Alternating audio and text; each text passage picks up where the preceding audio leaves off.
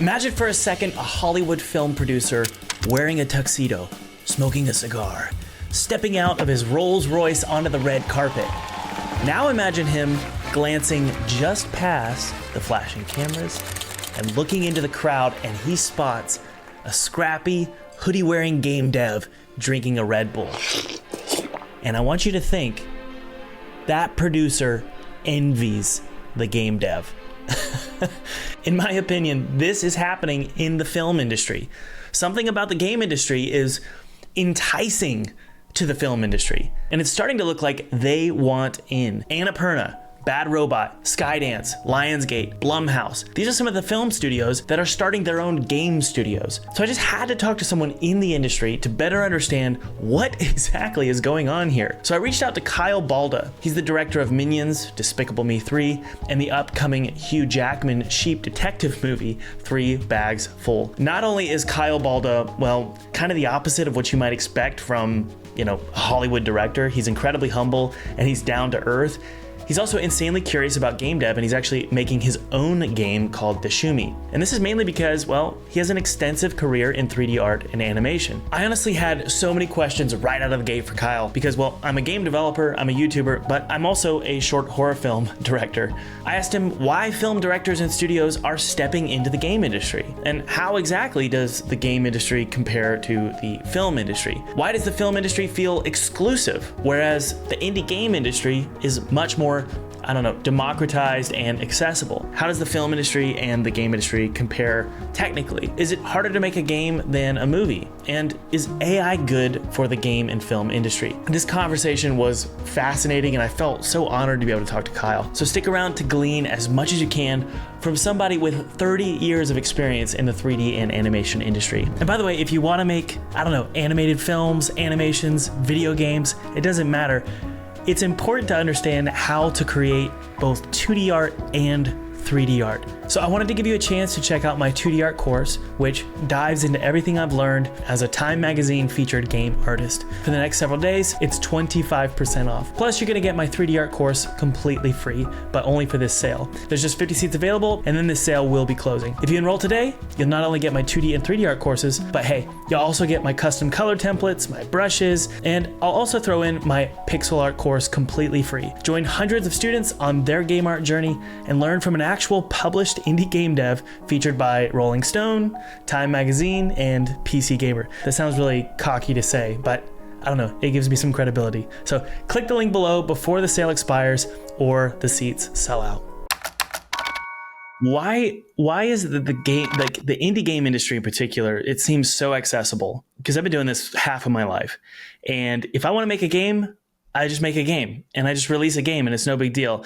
I'm not worried about guilds. I'm not worried about distribution. You might worry about funding. Like if you need a bigger team and you might need like $500,000, that's one thing.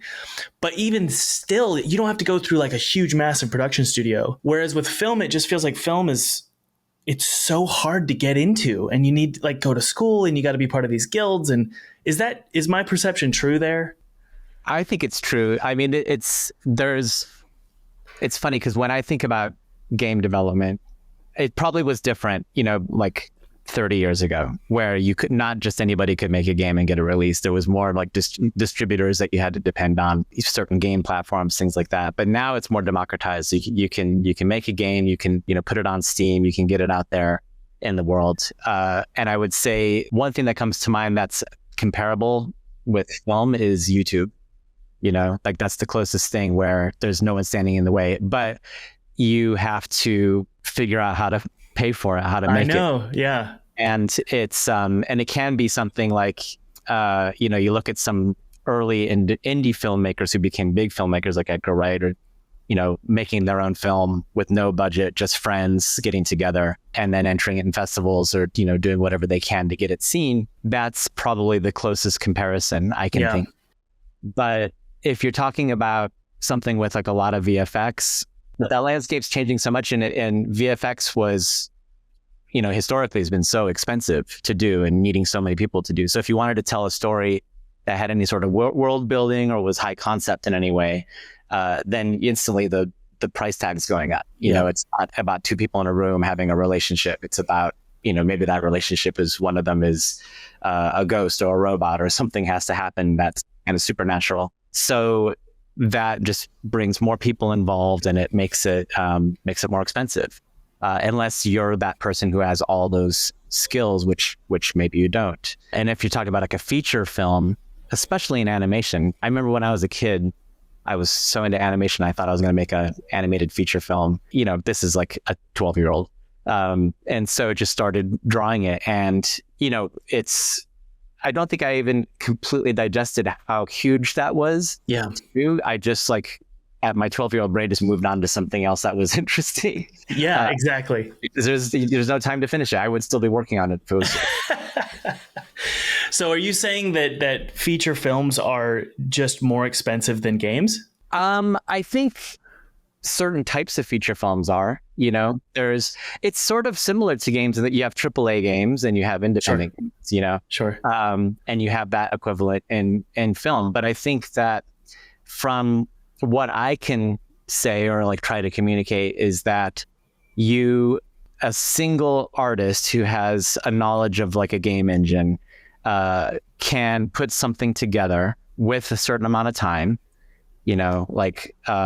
Stardew Valley is a great example, doing everything. That still takes a lot of time, and maybe he could have done it faster if he had hired a team. I'm sure he could have, but wanted it done in a certain way. I think that if I talk about an animated film, just the numbers just start to get really big. You just think about how many seconds of animation can I do a week? Maybe 7 seconds, maybe with 3. a team? No, just by myself. Oh, gotcha. Holy crap. If it's computer animation, 7 seconds a week, think about how many weeks it's going to take to do a 80-minute, 90-minute film. And that's just the animation. That's not if it's computer animation, that's not the modeling. It's not the sets, the texturing, the lighting. I haven't even talked about sound or music or voices or anything like that. So and licensing it all as well. Yeah, right? it gets massive so quickly. Yeah. Dude, okay, so that's what's crazy is something I've been struggling with, because I was watching 2001: A Space Odyssey by Stanley Kubrick, and I shouldn't say this out loud. I got so bored, and I'm just I am classic millennial or younger person who just can't sit through a movie. And what I ended up doing was scrolling Instagram while I was watching it. And I started thinking about why is it that studios want to invest all this time and money in animated films, for example, when the younger generation they're going to end up just scrolling their phone. So I'm trying to figure out I guess the question here is why should an animation studio spend all this money and time on making something high quality when people are more interested in just being entertained on their phones? Right. I think I think the one thing that's interesting is just the rhythm of films now compared to then. Yeah, that's kind of what I'm asking. When 2001 came out, there was a lot less to distract people. That was the thing that you're going to do that night, was to watch that movie. And it's so slow. Just I was watching the spacecraft land on the moon's space station, and it's just I think it may have been 2 minutes long, It's real time. But they put in a ton of money and effort there, Mm-hmm. like you were saying, where it would take all week to do a 7-second clip. It's all this time and effort is spent on this one shot. And I'm just so curious. Is Hollywood, do they know this, and do they understand that the young generation, they care about a quick fix as opposed to quality? I don't know if that's true, but it's one of the existential questions, I think, in Hollywood right now, is how to compete with all the other types of media that's out there. How do we get people off TikTok and watch this movie because TikTok is it's very short form, and everyone's you can sit on TikTok for 3 or 4 hours and watch, 100 different things, but watching one thing, so getting audience's attention is really, really important. And I think a lot of movies are made, and I think a lot of producers are making films with that in mind of okay, we can't do 2001: Space Odyssey now, maybe a certain audience will show up, but we're not going to get the big audience. We're not going to get a lot of the younger generation who don't this was even like a conversation that was happening, I think, in like the 90s, early 90s, because when MTV came out and music videos came out, music videos are cut really quickly. And so that actually affected the pacing of cutting in films. Things started to get faster. Yeah. And so if you watch a movie now versus back then, there's definitely going to be a lot of like quicker pacing. I always think of it in terms of like, is that pacing earned? Is the pacing creating a tone that's important? I would argue in the case of 2001 that it does. Yes. This is another really classic film is Bullet. The Steve McQueen film where there's the classic car chase in San Francisco. Cars are flying over. That's the thing that you see when you watch clips from it or whenever someone talks about it.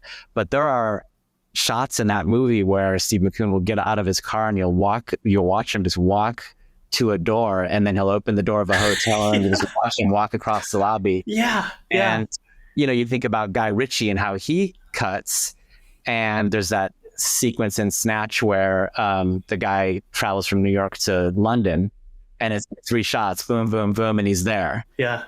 And it's like, it's fun to see it that way. Yeah. So it's just creating a different tone, but I think that you're not spending so much time on the shoe leather of like a character getting from A to B and all that. Is this a bad thing? And by the way, this is relevant for games as well, because I've mentioned this before in the podcast, but like I approached my game Twisted Tower with this sort of late 90s, early 2000s, like audience expectation. Mm-hmm. It's a slow build and you're slowly learning the story as you play the game. You enter this creepy theme park and it takes a while for any action to happen. And it even takes a while for any question to be established or any motive for the character. It's just this slow build, kind of like 2001, where it's like the first 15 minutes is just seeing like apes run around, and you're like, what is this? So I had that expectation, and then I let my publisher play it, and they were like, you got to give me something immediately because the player is going to expect that. And, you made Minions, you co-directed Minions, right? So, you co-directed or direct that film. And did you ever get that sense of like, we got to give them something now? Because it's going to be kids. The kids are going to be watching with their parents, right? Did you get that? Did you feel gross about it? And did you feel like it was unfair? Right. Well, I would say for like one of the things that I learned above all from working with Chris Meledandri, who's the producer at Elimination, he produced all the Despicable Me in his films, is, and it was the first time I think I can actually remember hearing this term being spoken about, which is rooting interest, that you have to know what you want as an audience member. What do I want to have happen? Yes. And this is true in games. This is true in films. And there's a buy-in you're asking the audience to do, like, trust me on this, watch this film, and I'm going to give you something to care about. And I think the same is true for a game. And so the longer you make that person wait, the more the trust starts to erode. Like, why am I spending my time here? Yeah. And there's, especially now when there's so many other things I could be doing, what's making me care about this? So I never feel gross about it because I feel like if I care about what I'm making as a director, I want to share that with the audience immediately. Now, it doesn't mean that you have to tell them everything. Yeah. You just have to get them to want to like know what happens or how is this character going to figure this out, or how am I going to figure this out if I'm playing the character? Sure. Have you applied any of the things you've learned in 3D animation storytelling and also filmmaking when it comes to storytelling? Have you applied that at least in the concepts for your next game, or is it purely just puzzles? Does a game need a story? Right. That's another question. I think there's two. Well, the main sort of idea behind the game that David Herner and I are making is it is puzzle driven. One of the big touchstones for me is Overcooked, because I love, just from an experience that I had where the rooting interest was in the room more than it was on the screen. I mean, it's like you have to like make these recipes and get these orders out. But my friends and I were all like yelling at each other in the best possible way about like, do this, get out of the way, go over there, I need that, and it really felt like being in a kitchen. And I was like, this is incredible. These game designers have created this experience where it's like a social experience of a game. And there's no story really, except for to like, I mean, I think there's like a very kind of thin one in the background. But it's not the main point of it. There's other games like, you know, Red Dead Redemption, where there's absolutely a story and there's absolutely a drive, and you're trying to, you know, do things and figure things out. So both can be valuable. And that's one of the things that's cool about games, is that there's so many different ways it can be, you know, sets it apart from films. Okay. So when it comes to the room, for example, with Overcooked, you're saying that the room itself it gives the player something to root for. Right. And then it also grounds the player to something tangible. Is that what you mean? There's a goal. We got to get these orders out. And you want to achieve the goal for some reason. You definitely want to, you want to achieve the goal, and collectively you want to achieve it. Yep.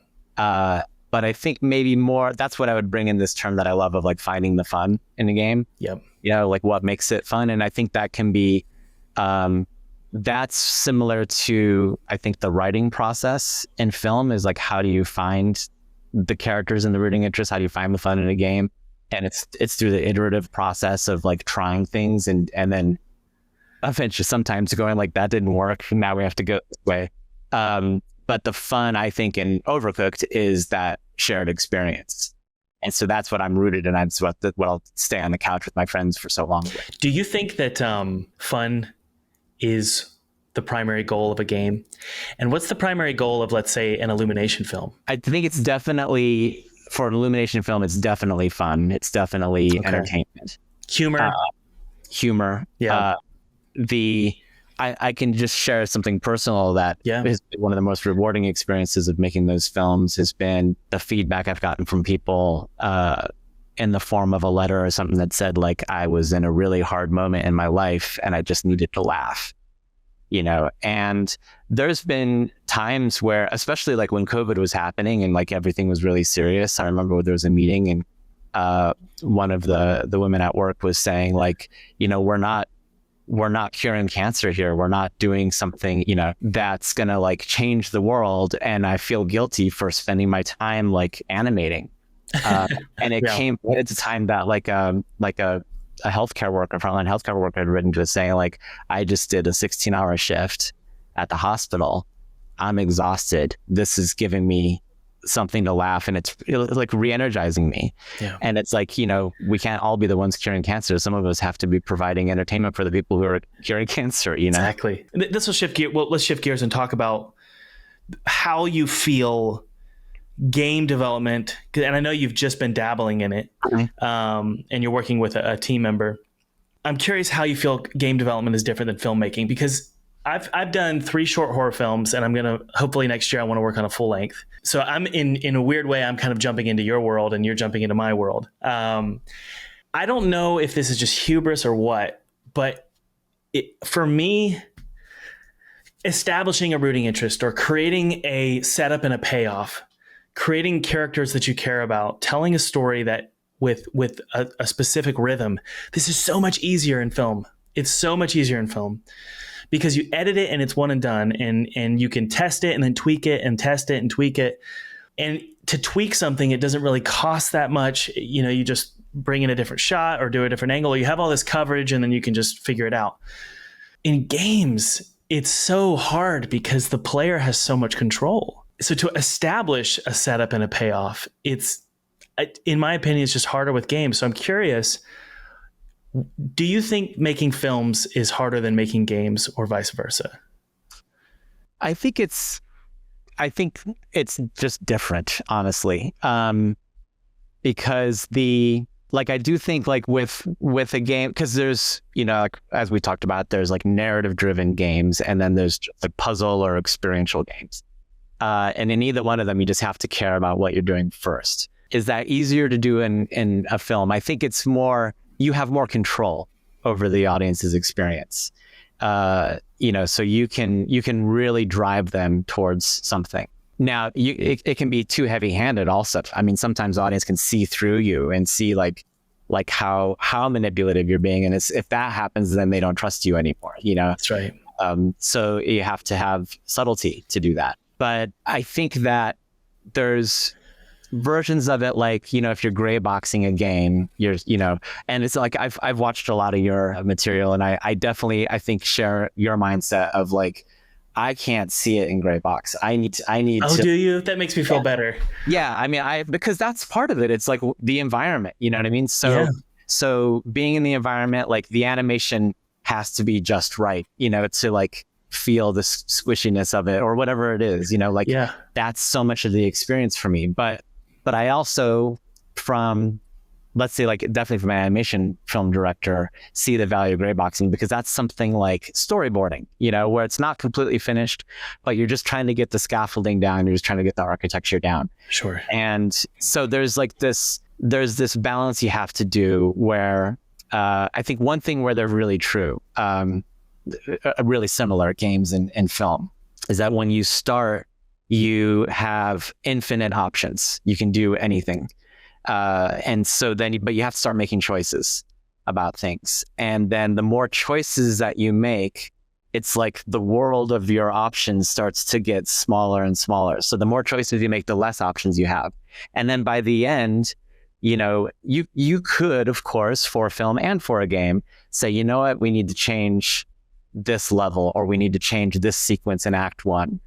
But now it's going to be so much more expensive than it was, you know, 6 months or 2 years ago, when you didn't have to do anything because you don't have any more time, you know, like maybe you're paying people and, you know, all these different things. So you're trying to create a situation where you can work as fluidly and freely as possible, but still have a little bit of like a sense of what it's going to be. And I think finding that balance is so specific to what, even within a movie, like there's so many different types of movie. You can't, even like within the same franchise, like, you know, Rise of Gru is really different than Minions, except for that they both have minions in them, but there's a lot of tone in it too. Oh, I kind of want to shift gears or transition to talking about the production process that you've established, because you're how long have you been in the animation industry?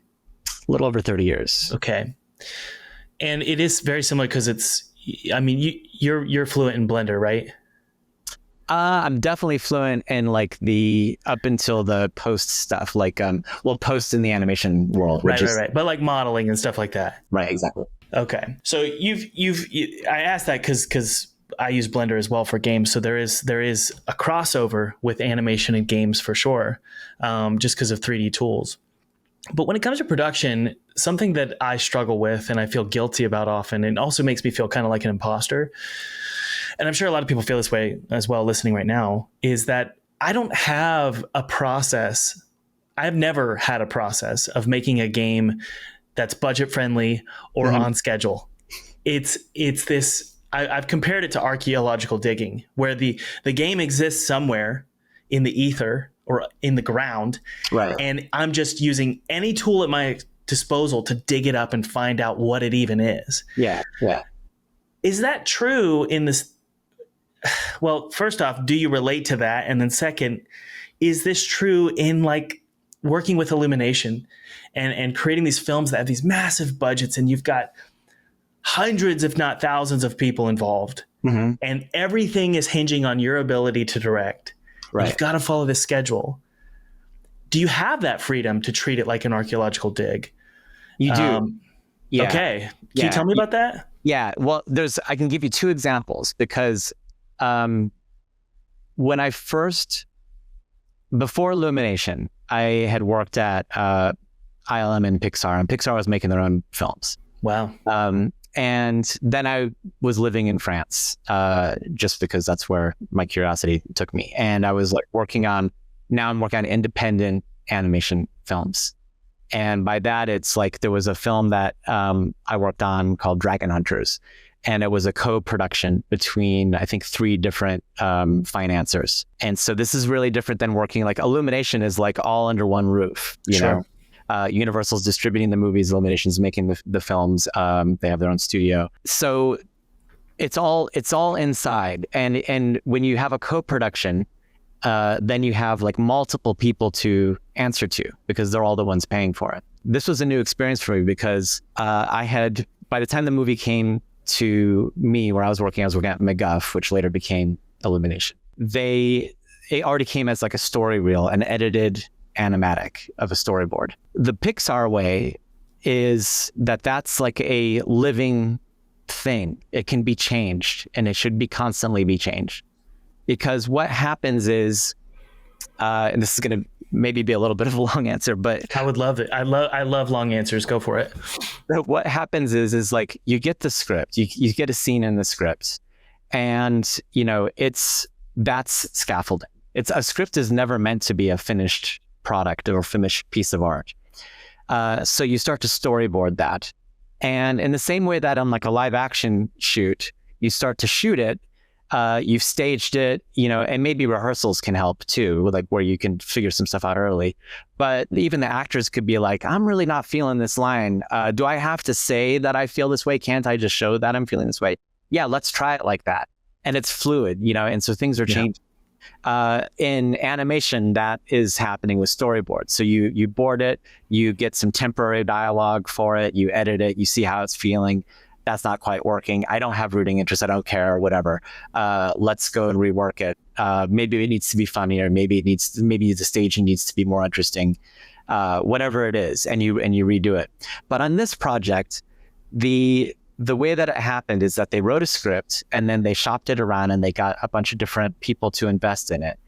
And so now everyone is like expecting that script to be made. And you start storyboarding things and you realize maybe this scene could be better or this could be funnier, but we can't change it because everyone's already agreed on it. We have to make this. Yeah. And that is very, very rigid, and I think that once you start like thinking about the budget that you're spending on this, you want it to pay off. You want people to show up and see the movie. And so you can't just go like, well, it cost us X million dollars, to make this film. And we had one shot at it doing the script and it worked or it didn't work. Yeah. That's not the mentality at all. So, what happens a lot with animation films, different than live action, is that you'll start working on it even before the script is finished. And typically you're about maybe 3-5 months out from like locking everything and the script is still being written. You're still writing act 3, trying to resolve some things. And that's always going to make you have to go back to act 1 and change some things. Whole sequences will be storyboarded and thrown out. I think I heard Pete Docter in a podcast say once that Inside Out was boarded like 8 times, before they finally got to it. But that's the thing, is that when you watch how genius that movie is, like that takes a lot of work. That takes a lot of iteration and a lot of, trial and error. So you have to have the resources to be able to do that. And things are planned to some degree. There's always going to be fallout because sometimes what's hardest is that once you start animating, then you're at that 7 seconds a week, metric versus in a week, a storyboard artist can maybe do, like a small scene. Now it just gets more expensive to do. And then if you have to throw out animation, it can be very painful. It can certainly be painful for the morale of the team. Sure. Because nobody likes to see the work that they're doing not be used, Yeah. And I think that gets even more complicated with games. And I'm not sure if you've found that to be true in your process so far, but like for me, pacing is such a huge part of filmmaking and storytelling, is the pacing and the rhythm, and cutting at just the right moment to get that reaction, whether it's a joke or whether it's a jump scare or a beat, an emotional beat for the story. With games, man, the player can just stand around and look at the ground, and all of a sudden you're like, wait a second, that's where the jump scare is supposed to be. And you decided to look at the ground. So it's particularly hard with games and giving them the agency, but also giving yourself as the director of the game agency. You got to find that balance, and it's tough. So that brings me to the next thing I wanted to ask you about, man, because I've been asking a lot of people in the game industry about AI, and boy, you get some spicy responses, a lot of opinions. What are your thoughts on all this, man? Like, how does this affect the film industry, the animation industry, the game industry? Is this good? Is this a net positive? What are your thoughts? I guess the first way, even just for my own sanity, just the first way I try to answer the question for myself is that whether it's good or whether it's bad, it's happening, you know? It is happening. And no matter how scary it is or how great it is, like you can't put the genie back in the bottle. You know, it's out there and it's moving. I think that there's, like any kind of technology, it brings a lot of bad stuff with all the good stuff that it brings. There's definitely, I think the most immediate place that I feel the pain of it is sort of in the community of artists that I work with, especially when I see an artist who is witnessing their own work being used as like the data that, that's that, and they have that sense of it's violating, you feel like you've been ripped off and you have been. And so that's like a big problem in it. So there's that aspect of it. There's the other aspect of it is and I think we're just kind of starting to see things like when I watch a lot of YouTube. I love YouTube. I love video essays on any subject, but I'm more and more, I'm hearing the AI narrator voice, Right. Me too, man. I hate it. Yeah. It's like, so obvious. I don't know why people think they can get away with it. And it makes everything feel like it's the same thing. So it just homogenizes everything. Yep. And that's the thing that I'm afraid of with it being used too much in films or games or whatever, is that it's going to take the soul out of stuff. But is it a powerful tool and can it be used as a great tool? So my wife and I were in Paris recently. We just got back from holiday and was kind of walking around our old neighborhoods, and we used to live there. And we went to the Picasso Museum, and she asked me, do you think Picasso would use AI if he was alive today? And my gut reaction was he absolutely would, because he was constantly embracing new technologies. And the reason I thought about it was I don't know if you've ever seen the photographs that he did, where he'd do long exposures, and he would take a flashlight and he would paint. I don't know if I can factually credit him as being the first person to ever done that. But what I think is cool is that he took this new technology and he used it in a way that other people are not using it. Yeah, these are really cool. I think if you can do that with it, then you're still innovating, and you're still keeping the human side of it.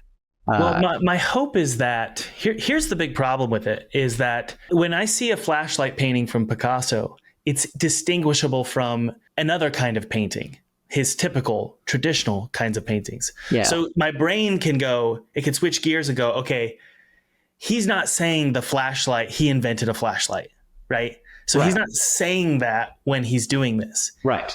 He's saying, look at how I've embraced it. Yeah, exactly. Look at what I'm doing with this technology. Yeah. And so my hope is that, man, I really hope that there's some kind of certification system where people can go, okay, this is an AI painting. And by the way, you could tell they're AI right now, but I think in 5 years, we won't be able to. It won't have that boring, polished feel that AI has right now. But my hope is that we can go, okay, here's this art realm or this part of the industry that's AI. And because I know it's AI and the author or the artist is being transparent about it, I don't feel like I'm being tricked. And so suddenly you'll embrace it more. Kind of like with this flashlight painting. It's like, I look at it and I go, he's using a flashlight. That's kind of obvious. And he's being honest about it. So there is that, something feels like I'm being lied to with AI stuff. But like other stuff like AI code or having AI maybe help with some plot holes in a screenplay, it feels like that's not as sleazy and that's not as gross. Do you feel like there's levels of grossness Definitely. with AI? Yeah. Why do we feel that way? Is it because you're partial to animation and you don't want AI touching animation because that's your job? Is that why? Yeah, it's interesting because I think AI is really a game changer. So I love using examples of things that have happened already, but I will say with a grain of salt that this may not date very well. And next year, AI might be doing something that just is it's funny. Whenever I asked this to Ken Levine, and he said the same thing. He was like, everybody's going to write articles about how dumb I am with what I'm about to say. Right. in 5 years, you know? Yeah. So go ahead. But I mean, this debate, when computer animation came out, everyone is like, is this the end of stop motion? Is this the end of cell animation? And it certainly changed it, and there isn't as much of it, definitely. But it wasn't the end of storytelling, you know? And that's the thing, is like, it's now we're seeing something that maybe can encroach in on storytelling, which is that's the scary part for me, is like, will AI ever do that? But there's one thing that I like, that I have some hope in, is that like you just mentioned 2001, as, you know, like, and that was a time and a place that was relevant, and it had it resonated with people. I'm talking just about the pacing or whatever. Yep. And you think about, like, what was like the collective psyche at that time that came out. Space exploration was totally new. So to watch in real time a lunar lander is mind blowing, you know, because like that could be happening right now, or that's about to happen. So now we're in this other realm where AI is changing things, and we're having these existential crises about AI. So how would that even affect storytelling as a human? You know, and that's maybe just one place where, and it might only last for like the duration that it'll last. Maybe we'll get less and less. Sure. But what AI can't, and also right now they're just mainly just like large language models. They're not even truly like having any sort of sentient thinking. You know, so what is my experience as a human living in the world of AI? What's the story there? Could AI write that story right now? That story hasn't been written yet, and it's using what's been written already to derive from to create something. So no, so there's always a human experience, I believe, that's going to be the growing edge in front of it. And if you make art about that experience, then you're staying ahead of that curve. Exactly. You know, this talk about AI makes me think about, I mean, we talked a little bit about the creative spark. Like, what is it? My opinion is it's divine. It's something divine. It's magical. It's miraculous, and it cannot be replicated no matter how hard we try with AI. That's my opinion. Mm-hmm. I'm curious, how do you come up with good ideas? How do you know when an idea is good? How do you know when an idea is going to be profitable, whether it's games or films? Do you have any thoughts on that? A lot. I have lots of thoughts with not like necessarily like a clear recipe, if you know the answer.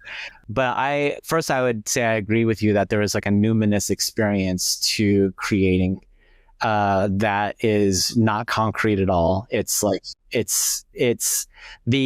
there's this book by John Fowles called The French Lieutenant's Woman that I read about maybe 15, 20 years ago. And it was written in the 60s, but it's about Victorian England.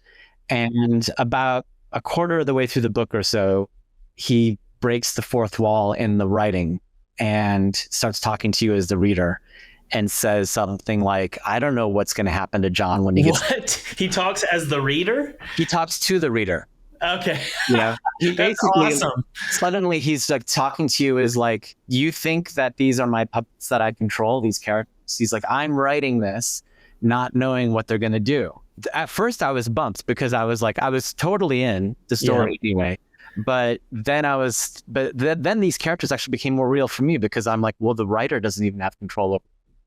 And I started thinking about how, like, even when I'm animating a character, I would start to just move them around. And then suddenly there's just this impulse coming from I don't know where, saying like, no, go this way. You know, like the character is like, this is going to make it sound crazy, but it's like the character is telling me, the minion is telling me to do this, you know? That's right. And it's like, I didn't think of that. I didn't my ego didn't think of it. At least it just came from something. And you just pull on those threads and you follow those things, and it starts to become something, you know? And the one thing that I tried to, even as an art student, when I first had to make my student film, I waited for 6 weeks. I didn't do any work for like 6 weeks. I'm like, the idea is going to come, and the idea will come fully formed, and then I'll just go and execute. And I don't think that just happens. You know, there might be some rare people out there who it happens to, but I think that you get a question or like a what if this plus this, and you start to play with it, and it starts to grow. And then it's like, it's like a garden. Like you can't necessarily control how things, or you can just like nurture it, and help it. So it can very quickly, you just follow it, and try to like stay with it. And it's like surfing in a way. You'll take a screenplay, right? The studio will give you a screenplay and they'll say, no, we need you to make it, right? Have you ever written your own screenplay? That's kind of my first question. Yeah. And developed it. I'm writing one now. Okay. I'm about like 80% through the first draft, which has already been like such a roller coaster, in terms of like the experience that you have in trying to create something. I think and this kind of connects to the other part of the question, which is usually if a script comes to me, it's coming from, a studio or a producer who's saying like, what would you do here as a director? What do you think's working? What do you think's not working? And then usually there's a step where I'm like working with the writer to develop it and to try to shift it and give it what it needs. But there's something in it that's working. There's something in it that feels right. Let's go with that. Or with an animation film where, the writer might write an outline and then they'll start to script it. And there might be some action scene or something that's not dialogue dependent that I can start storyboarding. And then we'll meet each other and there's like cross pollination and everything kind of comes up together. But in writing a script from scratch, it's just so true that the only way it gets done is by doing it. And I know that sounds ridiculous, but it's like any sort of problem that I have in the story, if I'm not working on it, it doesn't get solved. Yes. You can't there's sometimes you get really lucky and you go for a walk or you're in the shower and like bing, like a little thing go off and then you can't wait to go back. But most of the work done is just by like trying things out, and you have the characters talk and saying things and then you're like, that doesn't feel right, and they'll tell you like, that's not me, I love that. So and if you start to relate to it that way, it's so much like playing as a kid, when kids play with action figures or something, they don't decide on what they're going to do first and then do it. They just start, and it's emergent, right? It just happens. I think that's really what the creative process is. Now, the final question I have for you for this podcast is... Oh, wait, can I add just one other thing? Yeah, absolutely. Absolutely. There's one thing too, I think is really valuable. That is similar between film and games, studio films, at least. I think independent films don't do this as much. But you have play testing in games, right? You have screen testing and like audience previews in films. And, some directors don't like them. Some do. I love them. I think you learn so much about what's resonating with the audience when you watch this. A lot of it can be things you thought were going to land really well that nobody cared about, or things that you didn't think were funny anymore because you've seen them 100 times and you want to cut, but then they laugh at them. But the situation is that you learn what they like and what they don't like and what's working, and just like in play testing. And I think that helps a lot, like with this question of, did I need that thing? Let's try it without. And like the audience doesn't know what you cut, it's they only know what you're showing them. And so I think a lot of it is, if you can still make things work and keep it, more lean, that generally is better. You mentioned some directors don't want to do screen tests. Yeah. And I dude, like 3 days ago, I was thinking, I'm not going to play test Twisted Tower. I'm just going to release it. And the reason I thought that was because I can't handle it emotionally. It's like so hard to finally give it up to a testing audience. But look, would you rather the pain of a private test, or would you rather the pain of a public humiliation where all these glaring issues you didn't know about? Yeah. And also you still have time to do something about it.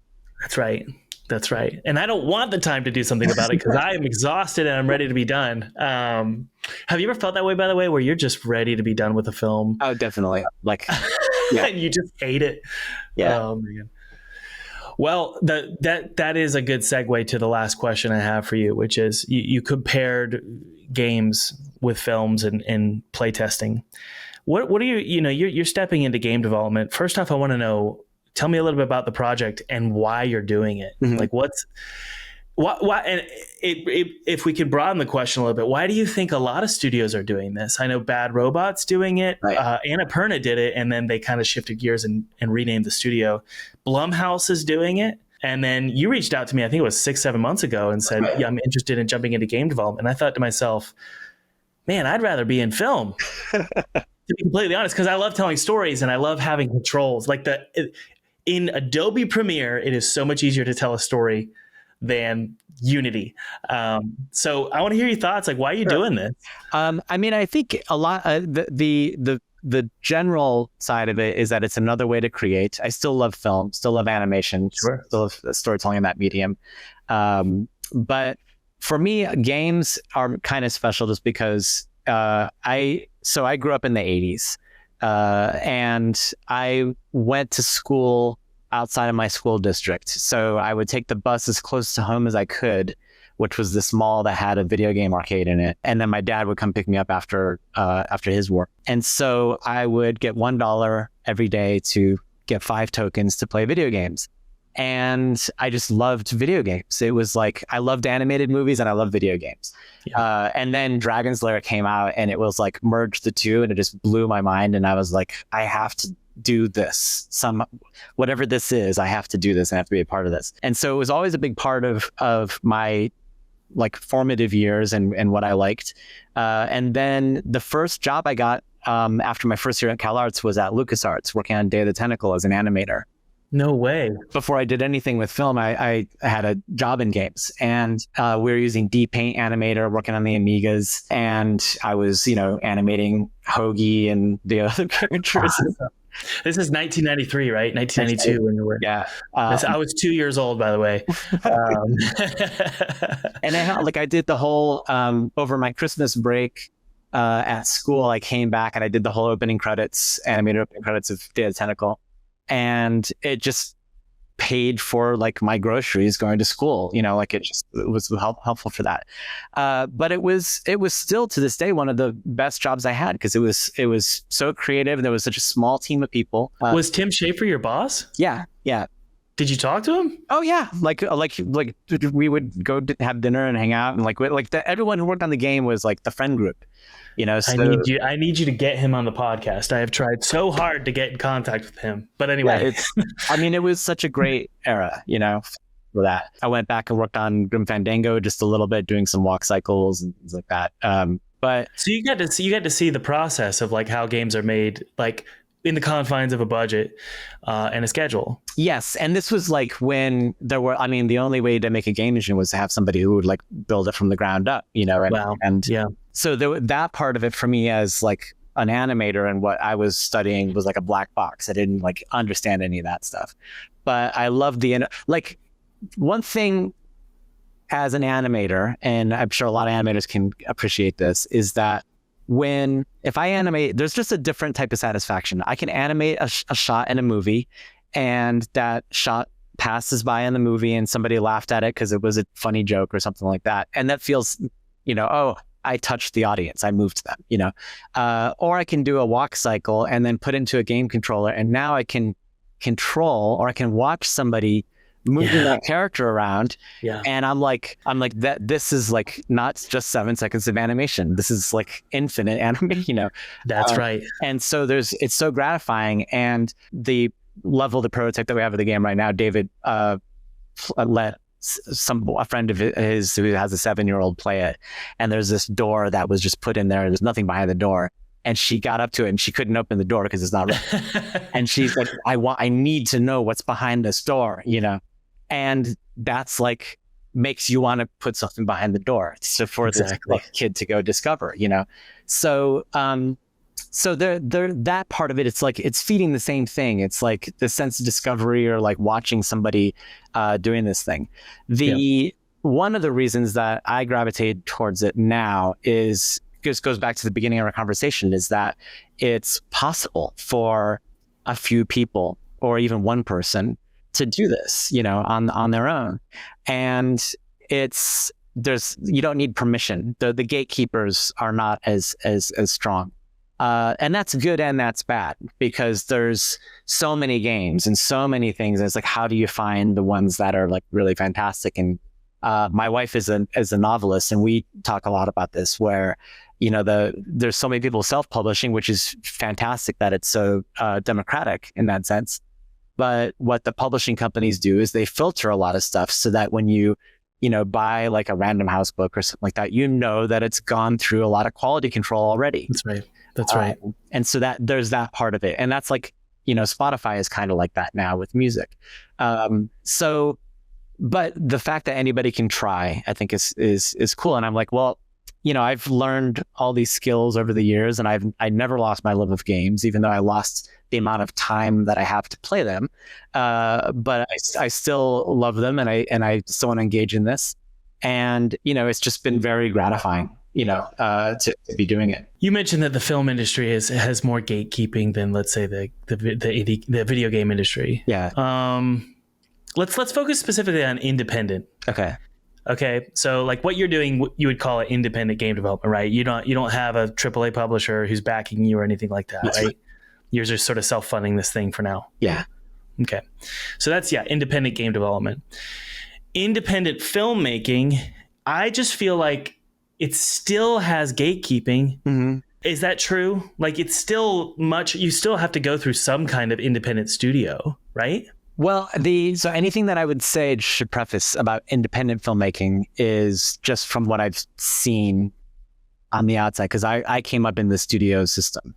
Okay. So you're trying to get noticed. I think a lot of it is like, this maybe is not true for everybody, but I think a lot of independent filmmakers, like they do want to be maybe the next Wes Anderson or Chris Nolan or Edgar Wright, and like how can they make this big movie that they have in their mind? And you have to make something smaller, to do that, and there might be some people who are just like, I just want to make indie films and that's it. I don't care about, like a huge, $200 million budget film, but you're entering it and you're instantly in like competition, like by entering it in festivals, trying to get attention, trying to get an agent, and you're trying to, I think maybe the main thing is that unless you want to put it on YouTube, which is what we established is like probably right now, the only one that I've identified, you can't just decide, I'm going to make an independent film right now and put it on Hulu. Hulu still decides what they're going to put in there, I think it's easiest with Amazon. I could be wrong. I think one of my friends put his movie on Amazon and he didn't do well, but he was able to get it on there. Okay. But I don't know if that's still easy to do. Like in the same way, because I don't know about that dynamic, but it's like maybe the same way that you could get your self-published book sold on Amazon or something. Yeah, that's right. And it's gonna collect dust. You get, just because you get something on a shelf somewhere doesn't mean the shelf is valuable. Whereas Steam is so democratic. If your game is good, it goes to the top. Yeah. Generally speaking, like if it's a good game, it'll rise to the top. So the gatekeeper there is your audience. The audience. Yeah. And I have been so confused by this, and I have a meeting with a producer about films because I want to get my film financed next year after I finish Twisted Tower, and I'm like, what is this realm of like just because you make something great? Like in the game world, you put it out there and it'll probably just do well. It's so easy to market yourself. Why is it different in film? Is it because it has a history and it's like from the 30s and 40s and this bizarre old structure is still there in Hollywood? This distribution structure still lives on despite its irrelevancy? Yeah, I mean, it's a good question. I mean, it's funny because even like I just instantly thought about how films like back in the day of like the really early days, they were like to be a director on a film back in the day was not to like, I have an idea for a film or I want to make this script. It was literally, I'm going to direct the shoot. It would go through a pipeline all in the same building. And as soon as the film was done being shot, it goes on to the editor and that director never sees it again, Wow. Wow. So, I mean, pipeline. Yeah, it was total pipeline. I think that was how Wizard of Oz was shot. I think there was like 7 directors that wouldn't surprise to it. I think that was right around that time. Yeah. It's mainly like distribution has just always been, I mean, it's been the big problem for so long. How do we get to the screens? And that's going to cost money. How do you get it to the audience? And so maybe, and this is all speculation because there's so many different potential whys to all this. But maybe it's just the fact that the Gatekeeper came out of necessity from like, we have to get him to the screens. The only way to do that, unless you're just going to make a film and then screen it for your friends, you can control that. But how do you distribute it? How do you get it out there? Steam is like great for that, like in terms of what it does. And there could, from what you're saying with like your friend getting their film on Amazon and being able to not ask permission to be able to put it on the platform so that they can show it. It's entirely possible that could be found and get traction. And it maybe could even just get found by a producer who says, this person has a great point of view, and call them out.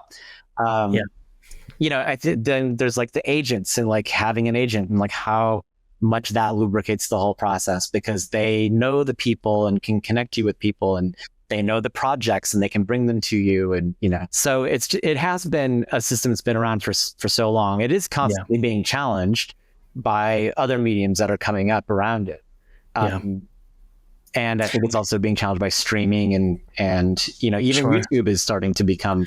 Well, I really do think Steam is revolutionary, and because it's not just a bunch of free crap that's floating around on Steam. Now, there's plenty of that. There's a as Chris Sikowski, who's he's an indie game marketer. He says that there's this sludge, this base layer of sludge that is deep in the ocean of Steam that will never see the light of day. And it doesn't deserve to see the light of day. It's just bad games, crappy games. But Chris Sikowski was saying like the algorithm is so good because it truly does bring up great games. And AAA does not own the front page of Steam. Okay. It just doesn't. Whereas Hollywood, it seems, owns the front page of Netflix and owns the front page of Amazon and Hulu. There's no algorithm that's pulling up these films and bringing them to the front page of Netflix. And you mentioned YouTube. Well, it's like, yeah, but you're not going to make any money, Right. I think one of my short films, this is a little flex here, but one of them has like 650,000 views. Mm-hmm. It did great. And I made nothing. I made no money on that thing. I think I got paid $700 actually from the channel that posted it. It's just funny, it's like you can have 600,000 people watch a 15-minute short film and make no money. And then you can have, 100,000 people watch an hour-long film and spend $15 on it. And it makes a ton of money. Right. It just feels really strange. It feels like backwards, and I'm trying to wrap my head around it. I think much of that is the marketing of it and like making people aware of it. Is what makes. This happens a lot also too with like changing of the guards in studios. I think like Iron Giant is a really fantastic example. I love that movie. My kids love that movie. Such an amazing movie, which wasn't like a huge box office because it was at the time where, there was like a lot of like rotation happening in the executives and it just wasn't promoted, Yep. It wasn't like the darling of maybe the executive that had like brought it up, something along those lines. But now it's like this cult, kind of classic. I guess I'm a little bit old school in the sense of if someone says to me, I want to be the next Chris Nolan, I want to be the next Villeneuve or something, to this degree. What do I have to do? And they're like 18, the main advice I still have is like, just start making things and try and get people to see them and show what you can do, but it seems to me like I haven't seen the model of having the success off of like Chris Nolan from your YouTube video right now. Anyway, the culture and the landscape might change. Last question for you before we wrap up here. Do you have like 5 minutes? Yeah, totally. Okay. How does the technical process compare game development versus, let's say, animating a movie like Minions? You're directing both, right? So you're the director of this game, right? You're sort of just the puppeteer, and you've got a team member who's helping out with the technical side of it, right? I see David Moore as a partner for sure. Okay, so you're both in Unity working? Yeah. Well, the way that I came to know David was he has a YouTube channel called Level Pixel Level, which I found because during COVID, I did like a little indie animation project, and that's where I was like teaching myself Blender. And I was trying to learn how to rig characters, and he has just like these amazing tutorials on there. It's very calm voice, very like it's very sincere talking, and very, very smart. And then I can't remember. I reached out to him. I think I had some questions for him, and he just said, "Well, just send me over, Blender file," and like so. And then he like helped with stuff, and we just started having conversations. And so when I started thinking about doing a game, I just told him first, and I don't think I knew that he worked in games. I didn't know like what he was doing right then. It had been maybe like a good couple of years since we had spoken. And he just said, "Hey, do you want to do like a little informal game jam?" And I said, "Yeah, that would be cool. That would be," because, and he's like, "I'm using Unity, I use Unreal. I'm like really steeped in all this stuff." So we did a little game jam together, and sort of based off of this idea I had with this little wizard character. And it was just a blast, and it was fun to work with him. And, he definitely brings like this strong technical knowledge that I don't have. But he also comes at it from the perspective of like, what's the experience going to be like? So it's not just that he's great at coding. I mean, he's really thinking about things in a way that resonates with me really strongly. So it's been very collaborative in that sense. But I think, the main way that we've divided things up now so far has been I'm working on the characters, I'm doing the animation, designing. Sometimes we're doing like a little bit of freelance work with some designers to design a character or something. But and then you're working in Blender. Is that what it is? Working in Blender, yeah, and he does as well. But and then I'm working in Unity, in so much as it's very new for me, Unity, to be honest. Yeah. And so there's still a lot of like me wrapping my head around things, and there's a lot of boring questions that I have for David. Like, I can't get it to do this now. What do I do? I'm stuck.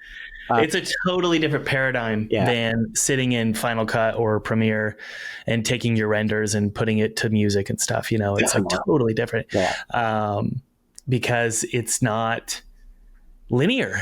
It's it's experiential with the player. They determine what happens. Even in the way, and you can tell me if you have a different experience, but like I just one of the big reasons I'm doing it is because it's creating these new questions for me, and I love that discovery of something. Yeah. And I was thinking like, wow, what we could do next. What's the next best thing to do in the game? Well, there's about 36 things that I could do next. That would, so many things. Put it forward. And and what's going to be the best thing, And I think that's why I started thinking about like all those options are open. Eventually it'll be like, this needs to happen next. Otherwise, nothing else can happen. That's right. But we're at such the early days of it that it's like I could do more animations for this one character, or I could create a new character, or I could create an enemy, or we could like, build some levels and try to do, and a lot of that, what I've enjoyed working with David is just like he'll say, it'd be great if you could do this next, because that would help me do that. And it really is like, I just love that collaboration, because then I have a mission, and then I feel like, okay, I can go do my mission. So. That's right.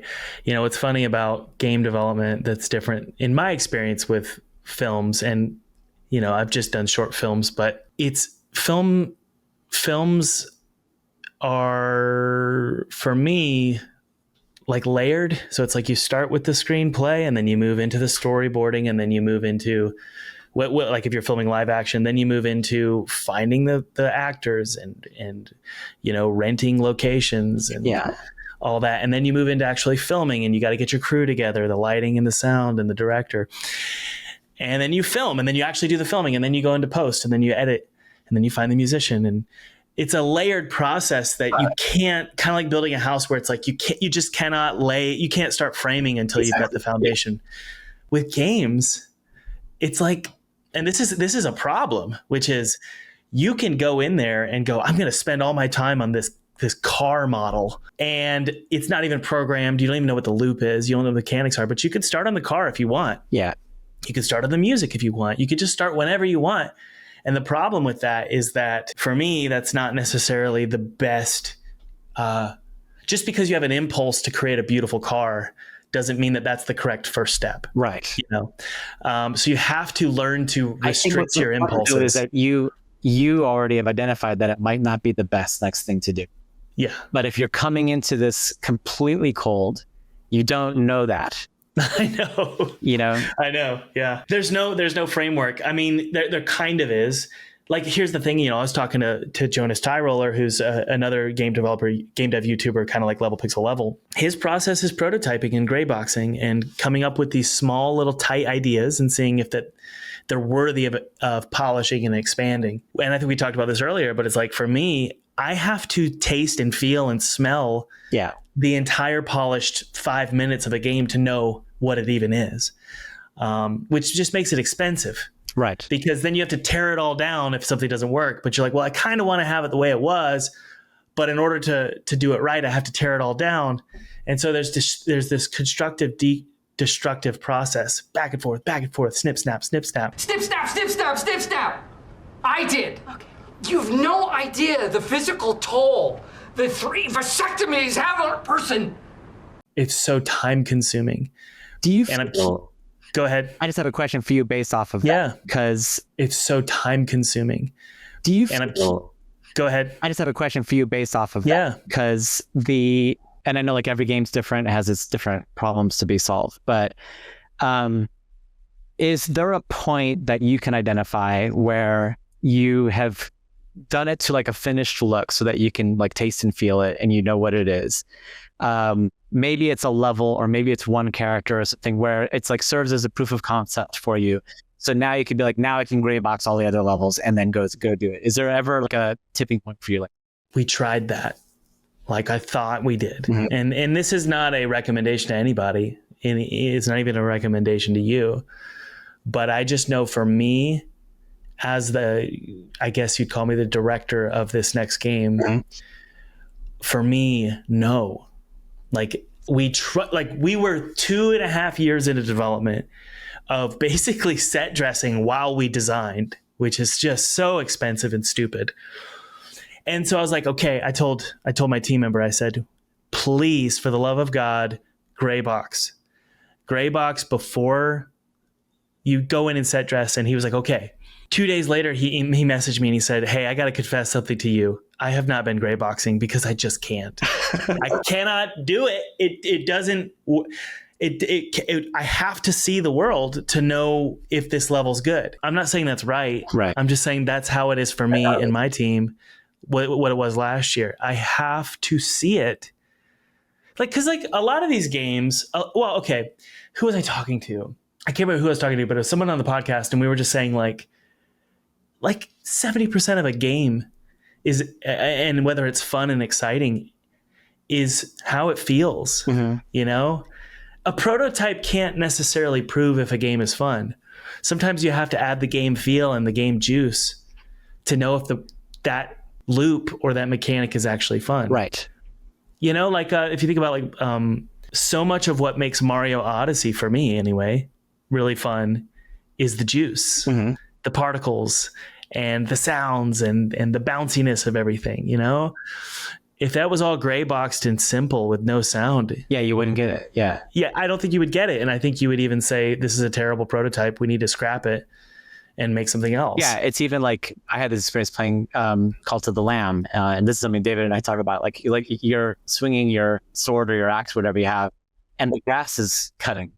Always, yeah. And you're just like, oh, I just do this. You know? I know. And with Hollow Knight, that's true as well. I think that's probably where they got that from. In Hollow Knight, you could just cut the grass and you never get a resource from the grass. Mm-hmm. You know, you don't get like a currency, you don't get health. Nothing comes out of the grass, but yet you're doing it the whole time. You can't stop. And so, yeah, it's absolutely true that oftentimes the game feel and the game juice is what makes the loop fun. Yeah. So I don't know, you know, I'm not saying that gray boxing isn't valuable, because we actually just did it a week ago. Mm-hmm. Well, I say we because I rehired Felipe for some extra work. He was working with me for 3 years, and then we had budget problems and he had to leave the project. But he came on recently for some sort of contracted part-time work, and because we're making an Enderman level, and what I mean by that is there's this enemy that hunts the player. Okay. And if the player sees you, you're screwed and you're dead. It's a giant spider. Because this level design is so linked to the mechanics of being hunted, that required us to say we got to gray box this perfectly first. Okay. So maybe it's just maturity, and we're just growing and maturing as game developers, and we're learning how to imagine what it looks like. Because like that would be so valuable, wouldn't it? Like if you're going to be gray boxing, if you can imagine what it's going to look like, then you don't need to set dress. Well, there's a similarity though. I mean, like it's that maturity I think comes in like knowing like this is what I need to do next to get it to make it advance. And it might be I need to get this jump exactly right, or this texture exactly right, or it might be I need to get this mechanic right. Yes. And there's places too where like even in storyboarding, where if it's like an action scene or there's some idea in it where the camera, it has to be moving and and that's really hard for a storyboard artist to do, is to like get the sense of a moving camera. So then you might go, we need to previs this in 3D. We need to get this to 3D right now. It's going to be more expensive, but that's going to be the only way that we're all going to be able to see it, so we know what to do next. So I think it's like, that's the thing where experience starts to tell you why this is valuable to do it this way, Sure. Cool, man. Well, thank you for chatting. This was so good. This was such a fun episode. I'll leave in the description. What did you want in the description? What kind of link? Anything? For now, it could just be my Instagram and maybe, yeah. Okay. Sounds good, Mr. Kyle. Thanks for hanging out. Thanks Had a for blast. having me. This was a lot of fun. Yeah, dude. Cheers. All right. See you. And by the way, if you want to make, animated films, animations, video games, it doesn't matter. It's important to understand how to create both 2D art and 3D art. So I wanted to give you a chance to check out my 2D art course, which dives into everything I've learned as a Time Magazine featured game artist. For the next several days, it's 25% off. Plus, you're gonna get my 3D art course completely free, but only for this sale. There's just 50 seats available, and then this sale will be closing. If you enroll today, you'll not only get my 2D and 3D art courses, but hey, you'll also get my custom color templates, my brushes, and I'll also throw in my pixel art course completely free. Join hundreds of students on their game art journey and learn from an actual published indie game dev featured by Rolling Stone, Time Magazine, and PC Gamer. That sounds really cocky to say, but I don't know, it gives me some credibility. So click the link below before the sale expires or the seats sell out.